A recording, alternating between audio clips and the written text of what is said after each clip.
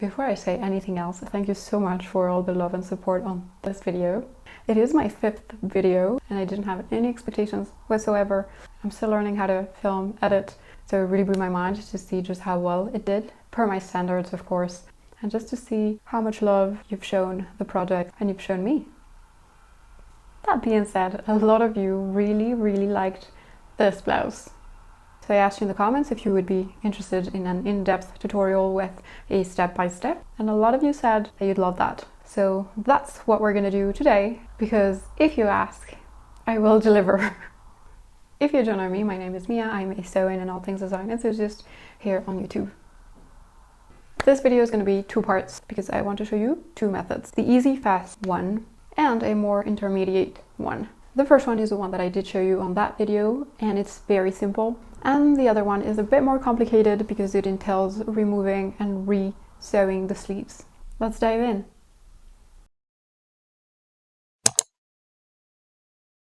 A very clever person in the comments referred to the shirts as victims, and now I believe that that's the only suitable way to refer to any garment that's looking to be upcycled. And speaking about victims, this is our first. I do wear this shirt, but it's a little bit worn out around the collar and the cuffs, and I think it could definitely benefit from a makeover. First step is you want to remove all of the unnecessary parts. First, the collar, which you want to preserve if you want to reuse it as bias to close the neck. And then the buttons. Second step is to measure from your neck to your waist and the length of the arm. Basically anywhere you want to make a cut.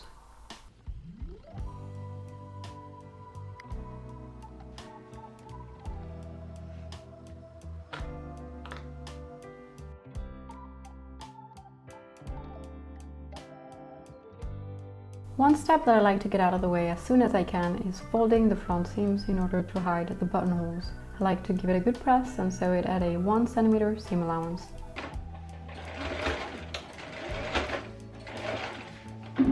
Next step is we're going to make that first cut, and we have to be careful to leave enough fabric at the bottom to be able to cut then that fabric twice and have enough to create that sort of ruffle. My recommendation is to leave around 30 centimeters of fabric.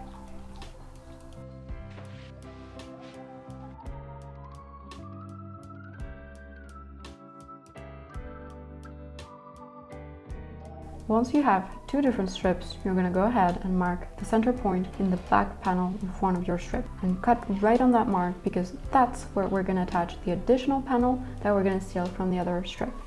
These mean that our ruffle is going to be 1 strip and half of the other strip. You could also use the rest of the panels if you want a more dramatic ruffle.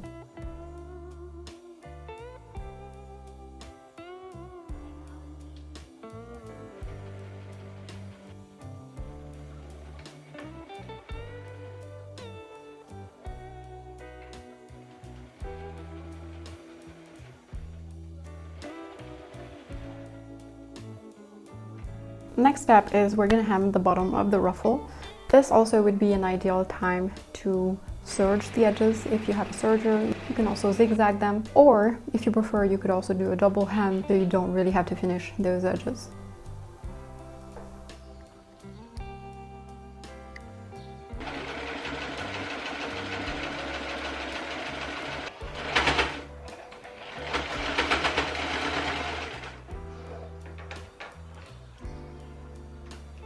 Next step is gathering the unhemmed edge. If you didn't know this already, your machine can help you gather. All you need to do is lower the tension to 0 and increase your stitch length as much as your machine will allow.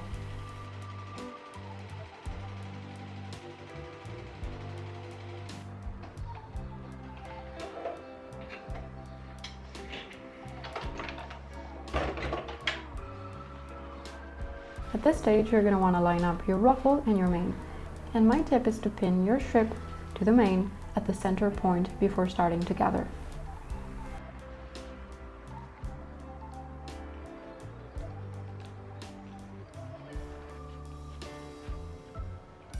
To even out your gathering, you can now pin the sides, which will then create 2 half circles, and you want them to look as similar as possible.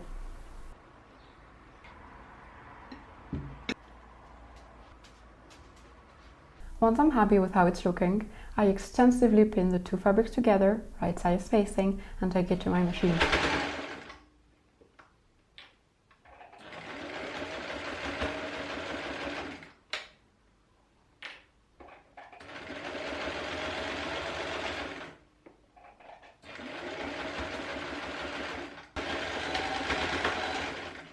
Once you've sewn the seam, you can now remove the gathering lines by gently pulling to one side, and it should slowly come off.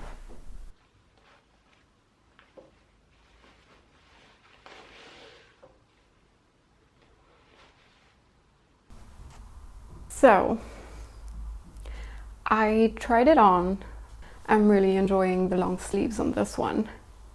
Now I know it was supposed to be a tutorial for short sleeved blouses, but I don't know, I really like it like this. I am going to remove the cuffs because the shirt is too long anyways. And technically, the technique is the same, meaning whatever I was gonna do here, I'm gonna do here. This also leaves me in a sticky situation because usually I make the ties out of this length of the sleeves.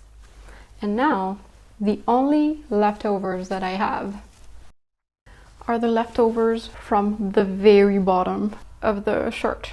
I'm hoping this is enough.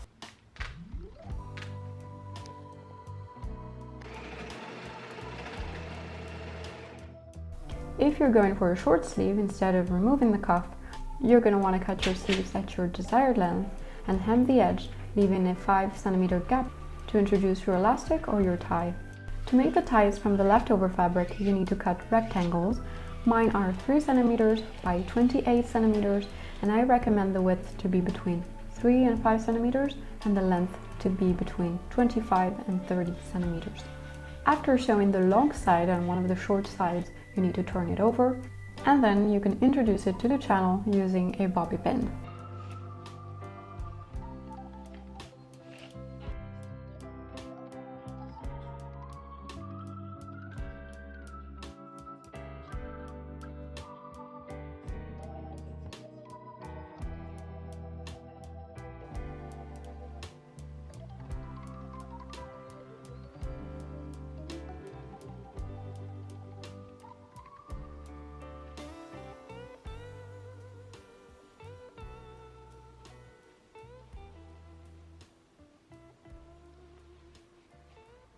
I think I'm going to add an extra step, which is I'm going to measure my wrists and lock the ties in place with a couple stitches. That's going to help me achieve a more even gathering, because right now it's all over the place.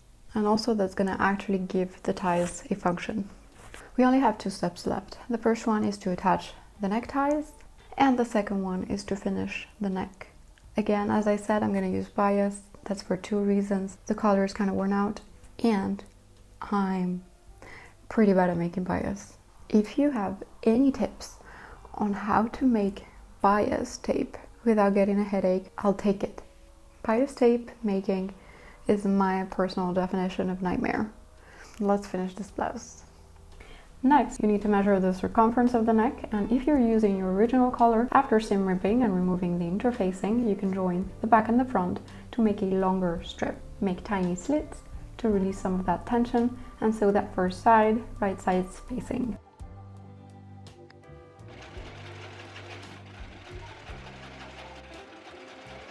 Once that's sewn, the most crucial step, in my opinion, is to take your time pressing the seams.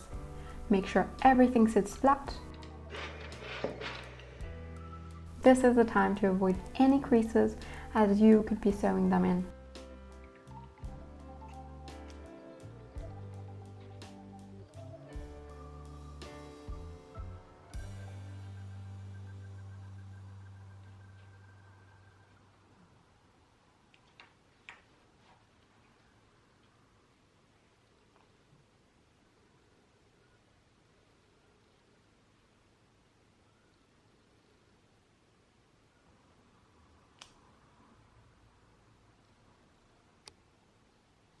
Finally, attach your ties 2 cm from the edge, first looking out and then a second time looking in.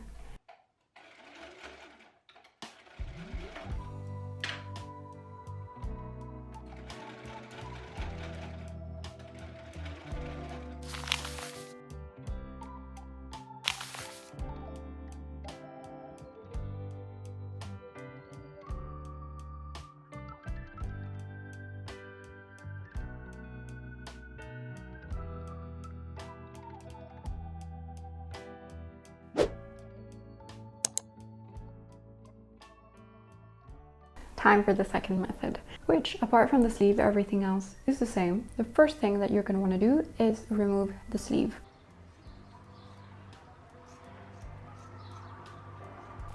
I'm using the pattern as a reference, but the point here is to try to increase that curvature of the cup of the sleeve as much as you can.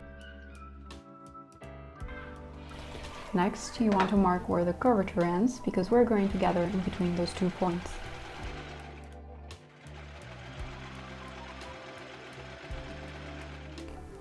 Place your sleeves inside your shirt, right side facing, and start pinning starting from that bottom point up to the markings we've made.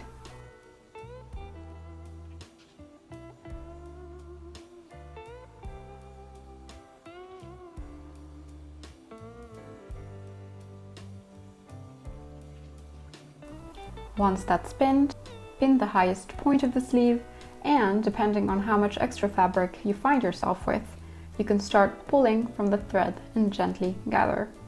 For reference, I don't have much to work with, but this is going to help bring that excess of fabric to the top of the sleeve.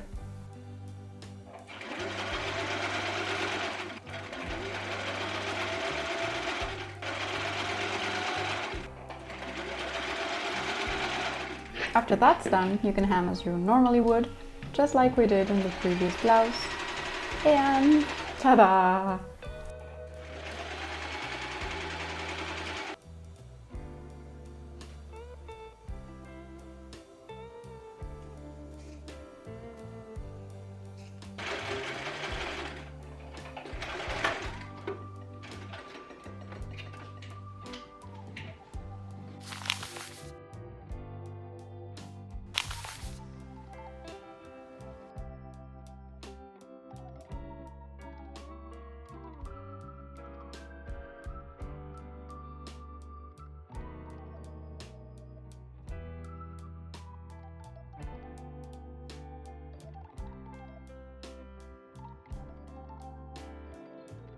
And we're done with the blouses.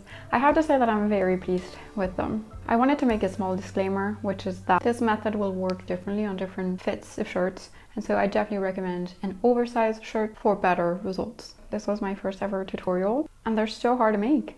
I hope this was at best educational and at least entertaining. As always, let me know your thoughts in the comments.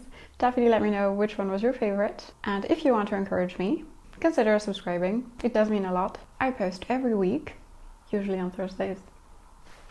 See ya!